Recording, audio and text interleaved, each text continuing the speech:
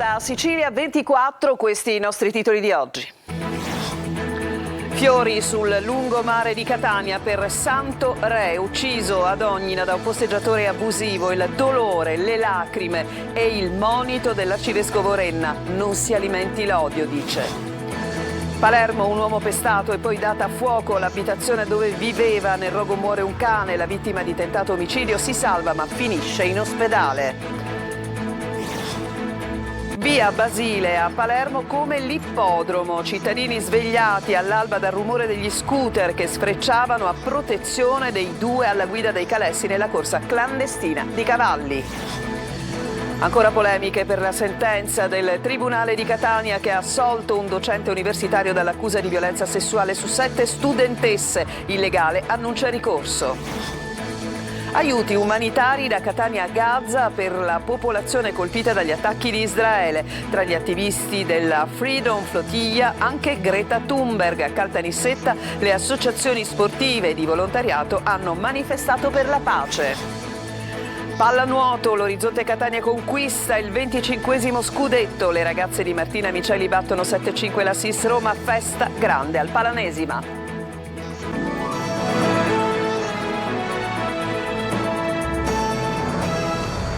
Ben trovati, fiori, dolore e tanta rabbia per Santoré, lo ricordiamo, ucciso a Ognina da un posteggiatore abusivo, tra l'altro senza permesso di soggiorno. Catania e Mascalucia, dove viveva la vittima, sono comunità ancora sconvolte. Sull'argomento si è espresso anche l'arcivescovo di Catania, Monsignor Luigi Renna, ma sentiamo Tonino De Mana. Non è una domenica qualsiasi in piazza Mancini Battaglia, ancora sotto shock per la morte di Santoré, trentenne pasticcere del Bar 40 e padre di una bimba di 4 mesi assassinato da un posteggiatore abusivo, John Obama, originario dello Zimbabwe con precedenti penali e senza permesso di soggiorno. Una morte che ha sconvolto l'intera comunità, che chiede controlli e sicurezza. Sarebbe stato di turno oggi santo, ma di lui restano il ricordo, il dolore, la rabbia e questi fiori, poggiati sulla ringhiera del lungomare non distante dal luogo dove è stato ferito mortalmente. A vigilare sulla zona ben 3 pattuglie della municipale. Via Incenso Giuffrida, Corso Sicilia, Piazza Borgo, via Paolo Bentivoglio. Il signor sindaco, lui quando cammina con la sua Vespa non lo vede che cosa c'è in giro. Quel signore doveva essere espulso dall'Italia perché era un criminale e c'erano le prove del fatto che era un criminale. È una cosa che davvero ha colpito il cuore di tutti.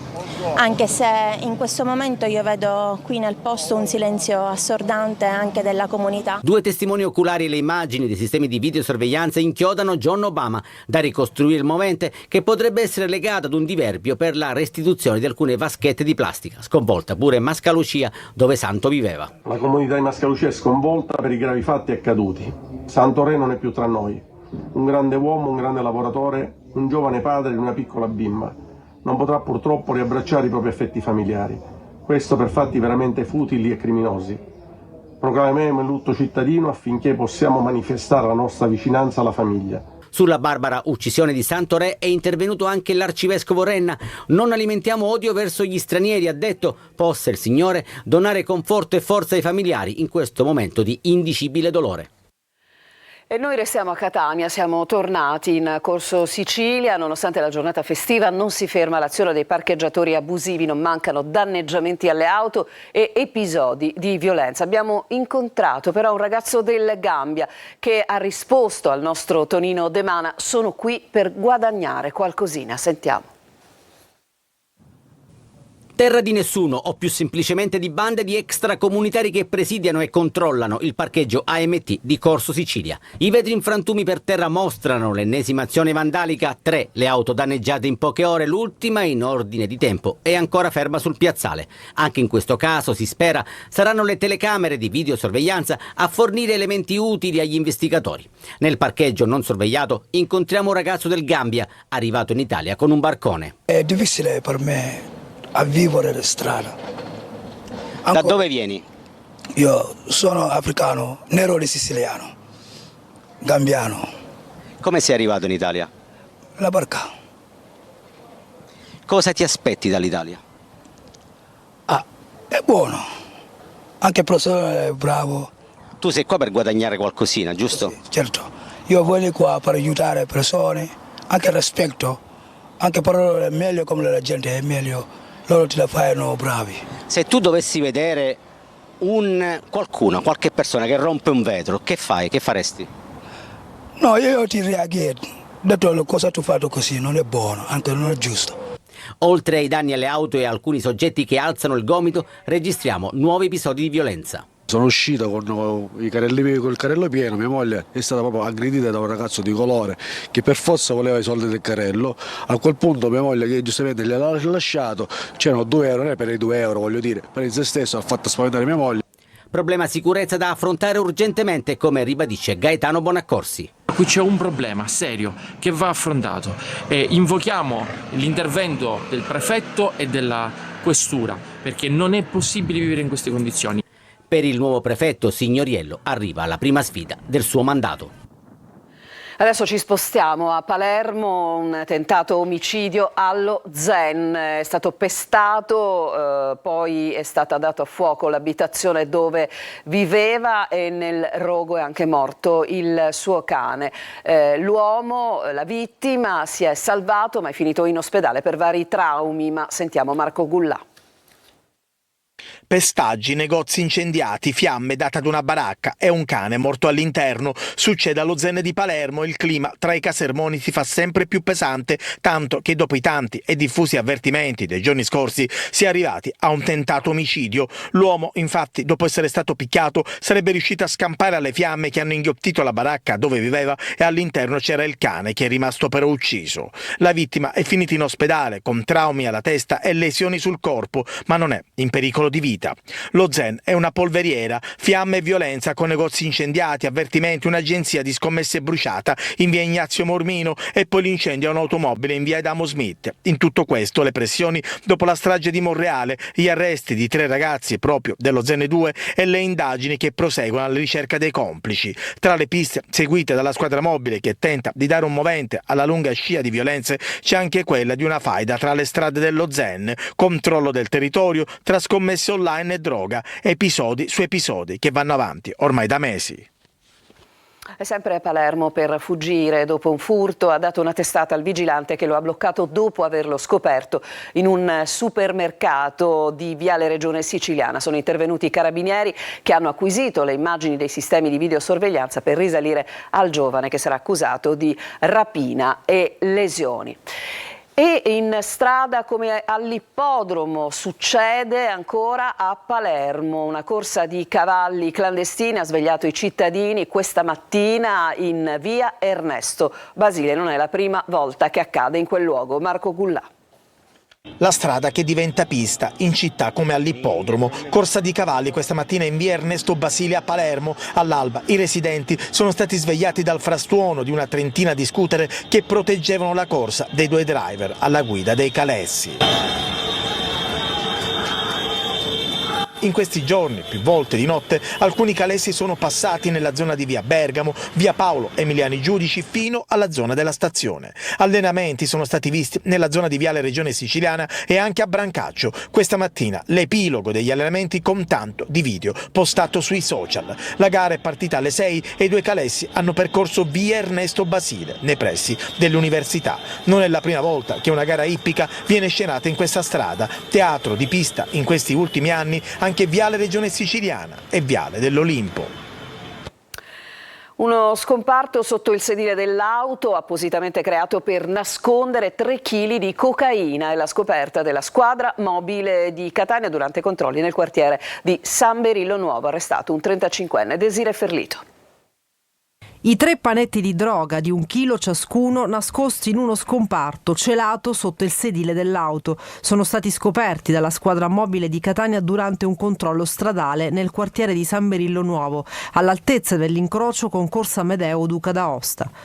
Il conducente, un catanese di 35 anni, ha subito mostrato insofferenza e nervosismo e la prima ispezione del mezzo ha dato ragione agli agenti che lo hanno trovato in possesso di 8 grammi di cocaina.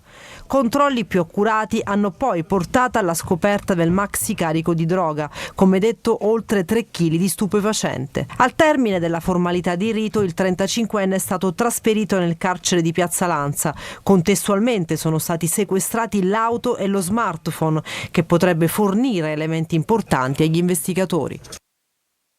E continua a fare discutere la sentenza del Tribunale di Catania che ha assolto un docente universitario dall'accusa di violenza sessuale su 7 studentesse che avevano denunciato dei comportamenti molesti. Ai nostri microfoni l'avvocato critica le motivazioni e annuncia il ricorso. Lorena Dolci. Si può dire che è grottesca, surreale, pensare che a seconda di come viene toccato il seno si può configurare o meno la violenza sessuale. Su questo ovviamente poi la Corte d'Appello, poiché anticipo ci sarà appello avverso questa sentenza, la Corte d'Appello magari la vedrà in maniera diversa. Annuncia battaglia legale l'avvocato di una delle 7 studentesse che avevano denunciato il docente dell'Università di Catania, Orazio Torrisi. 9 anni di processo, troppi, molti reati prescritti, per gli altri assolto con motivazioni che sembrano farci tornare indietro di 50 anni. Pare che non sia stata ben descritta la volta in cui il professore da dietro l'ha presa, l'ha cinta e le ha toccato il seno, quindi anche lì non è stata abbastanza provata o abbastanza dettagliatamente descritta quella situazione. E la stessa cosa vale per quando la ragazza dice mi si è buttato addosso, il giudice dice non si comprende in che termini, come se il buttarsi addosso fosse un fatto naturale. I giudici insomma, pur definendo in alcuni passaggi il comportamento del professore come predatorio e ossessivo, finiscono per non credere alle studentesse. Si mette in discussione la credibilità delle persone offese, io ovviamente parlo della mia, come se non avesse sufficientemente fornito la prova che quel fatto è avvenuto e come è avvenuto. Il fatto di non essersi opposta con la forza o di non averlo raccontato non è elemento, non è sintomatico del consenso e del fatto che in effetti gradivano quei comportamenti. Anche il Policlinico di Catania ha dato mandato ai propri legali di presentare appello contro la sentenza di assoluzione, ricordando che Torrisi era stato licenziato per questa vicenda. Da Catania a Gaza, la Freedom Flotilla salpa dalla Sicilia verso la striscia con un carico di aiuti per la popolazione. Tra i volontari anche l'attivista Greta Thunberg. Emanuela Corsi. Da Catania a Gaza per portare aiuti umanitari alla popolazione colpita dagli attacchi di Israele è l'obiettivo del gruppo di attivisti e volontari della Freedom Flotilla Coalition, che una volta lasciato il capoluogo etneo a bordo della Medellin tenteranno di raggiungere la striscia di Gaza per fermare l'embargo e portare beni di prima necessità. Yasmin, what did you collect? Yasmin, quali beni avete raccolto in questi giorni a Catania?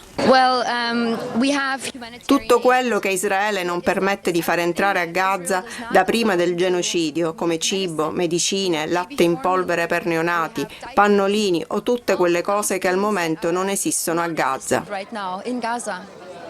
Perché avete scelto proprio Catania per salpare e raggiungere poi Gaza? Perché la Sicilia è stata molto gentile con noi, l'Italia è stata gentile e qui vediamo la solidarietà e ci sentiamo al sicuro, perché molti porti nel mondo non ci vogliono. Tra le persone a bordo della Medellin anche Greta Thunberg, attivista nella lotta contro i cambiamenti climatici, da venerdì a Catania per tutte le giornate dell'iniziativa. Se abbiamo ancora un'oncia di umanità rimasta, è qui per combattere per la Palestina e per i diritti della Palestina, per la Palestina libera. Poche settimane fa l'equipaggio della Freedom Flotilla Coalition aveva tentato di raggiungere la striscia, ma al largo delle coste di Malta era stato intercettato e attaccato da droni israeliani. A Caltanissetta associazioni sportive e volontariato hanno cercato di sensibilizzare il governo sul tema della pace. Sentiamo Rita Cinardi.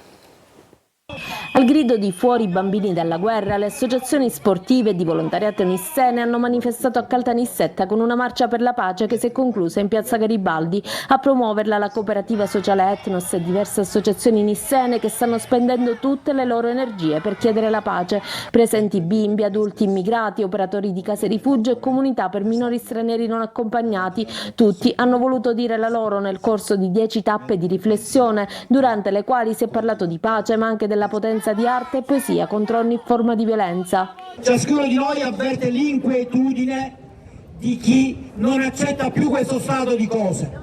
Basta la guerra, basta la guerra, basta questo arricchimento ingiustificato degli stati con questo continuo riarmo. Vogliamo la pace! È stato, come spiegano gli organizzatori, un cammino rumoroso, una marcia collettiva in cui ognuno ha rotto il silenzio con il proprio rumore, strumenti musicali, pentole, campanacci, qualsiasi oggetto per far sentire la propria voce. Quello che conta fare, lo stiamo facendo in tutta Italia ma in tutta Europa, è sensibilizzare i governi e gli Stati membri dell'Unione Europea affinché prendano posizioni contro Netanyahu e vietino l'export di armi e di tecnologia militare, perché solo così questa aggressione può fermarsi. Nei giorni scorsi è stato chiesto di firmare una petizione online, firme che saranno inviate alla Presidenza del Consiglio dei Ministri.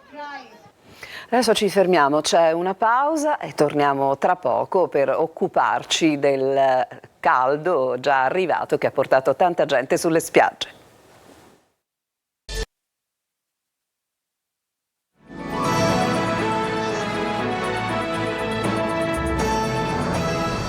Seconda parte di Sicilia 24, le temperature si aggirano intorno ai 30 gradi nell'isola e dunque i siciliani ne approfittano per dare il via all'estate. Sentiamo Francesco Aloi. Si apre l'ombrellone, inizia l'estate. Per il calendario bisognerà aspettare ancora 3 settimane. Per il meteo invece la bella stagione è già arrivata. Mio marito da stamattina è in pensione, per cui è la prima cosa da fare. Quindi motivo per festeggiare? Assolutamente sì. È arrivata l'estate ed era l'ora. Ora vediamo, prova a entrare, è un po' fredda l'acqua comunque. Nella prima domenica di giugno la meta preferita è la spiaggia. Qui siamo a Fontane Bianche, Siracusa, in quella che molti chiamano i Caraibi di Sicilia. Come vedete la spiaggia è piena, il mare cristallino attrae veramente tutti. Noi siamo stati ai Caraibi qualche anno fa, ma qui è anche meglio. Stupendo, veramente, posto paradisiaco direi, bellissimo veramente. Per i prossimi giorni nelle previsioni c'è soltanto un simbolo, il sole. Temperature in aumento e quindi combo perfetta per andare al mare. Devo dire che siamo passati da ancora un po' di fresco a che invece si sta morendo di caldo. Come sempre in spiaggia c'è chi preferisce restare tutto il tempo in acqua e chi invece ne approfitta per abbronzarsi. Soprattutto essendo libera la domenica uno ne approfitta, no, con questo caldo. E se dovete ancora fare il primo bagno di stagione, che dire, il mare vi aspetta. A Catania la Polizia di Stato ha dato avvio anche per la stagione estiva 2025 al controllo del territorio della fascia costiera mediante l'impiego di operatori a bordo di moto d'acqua. I 4 poliziotti della squadra volanti sono già operativi da ieri. L'obiettivo, in sinergia con gli altri enti preposti, è quello di prevenire condotte illecite che possano mettere in pericolo bagnanti e diportisti, vigilando sui 30 chilometri di coste catanesi. Tutti i giorni gli operatori della questura etnea pattugliano la costa, dalla Playa fino a Citrezza. Faro in festa a Punta Secca nel Ragusano, apertura straordinaria e visita guidata con il personale del comando Zona Fari Sicilia alla scoperta di curiosità sulla lanterna che illumina il mare, simbolo di sicurezza e speranza per chi naviga. Sentiamo Veronica Barbarino.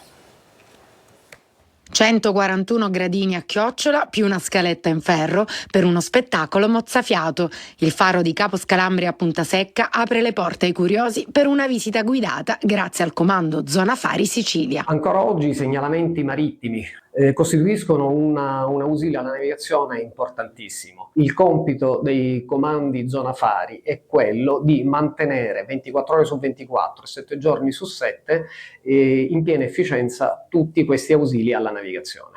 Commissionato da Federico II, re delle due Sicilie, il faro di Punta Secca ha una storia di circa 170 anni e ha ospitato generazioni di guardiani. E c'è chi, con la nonna prima farista donna d'Italia, lì dentro c'è pure nato. Immediatamente dopo la fine della Seconda Guerra Mondiale, e quindi si può dire che è stata la prima farista d'Italia. E il mio mondo nei fari nasce da lì, poi l'ha fatto papà, che è andato per un po' a lavorare al faro di Caporossello insieme a lei, e poi quando si trasferì, una volta sposato, nel 66 sono nata io, all'interno del faro di Punta Secca. Suggestivo la sera, imponente di giorno, il faro è stato anche simbolo di aggregazione negli anni 60 in paese. Il personale farista viveva agiatamente rispetto alla popolazione perché aveva il suo giardino, aveva il pollaio, aveva una casa dove c'era un forno. E nel periodo invernale io mi ricordo che tutti gli abitanti di Punta Secca venivano dentro il faro per fare i biscotti, fare focacce. Oggi continua a illuminare il mare, dando sicurezza e speranza a chi naviga. Adesso c'è un'altra pausa e poi daremo spazio al grande successo dell'Equipe, la squadra di pallanuoto femminile dell'Orizzonte che conquista il suo 25esimo scudetto. A tra poco.